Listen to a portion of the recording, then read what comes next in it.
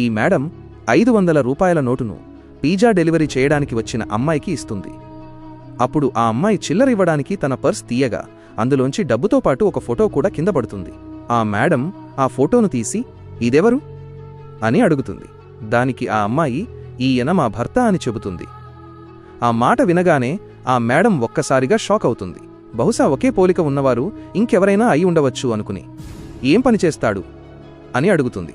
అప్పుడు ఆ అమ్మాయి గత 3 సంవత్సరాలుగా దేశానికి సేవ చేస్తున్నాడు, సరిహద్దులో సైన్యంలో ఉన్నాడు, సెలవు మంజూరు కాలేదు అని చెబుతుంది.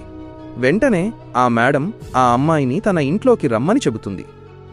లోపలికి వచ్చి తన ఇంట్లో ఉన్న నిరుపయోగమైన పనిదొంగ అయిన ఒక అబ్బాయిని పిలుస్తుంది. వాడిని చూడగానే ఆ అమ్మాయి గుండె వేగం పెరుగుతుంది.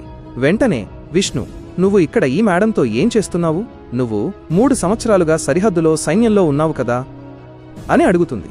అప్పుడు ఆ మేడం, వీడు ఏ సైనికుడు కాదు, ఇతను నా బాయ్ ఫ్రెండ్.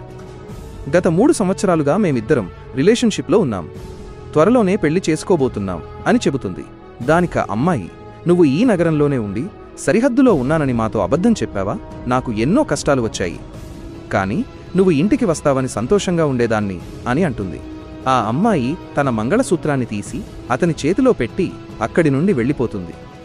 ఇకపై ఈ అబ్బాయికి ఏం జరిగిందో చూడడానికి ముందు ఆగునైనా, నన్ను చూసి విస్మరించకు, లేకపోతే నీకు చెడు సమయం వస్తుంది.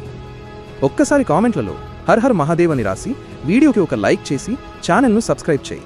నీ ప్రతి కోరిక నెరవేరుతుంది. చివరికి ఆ అమ్మాయి ఆ అబ్బాయిని ఇంట్లో నుంచి వెళ్ళమని చెబుతుంది.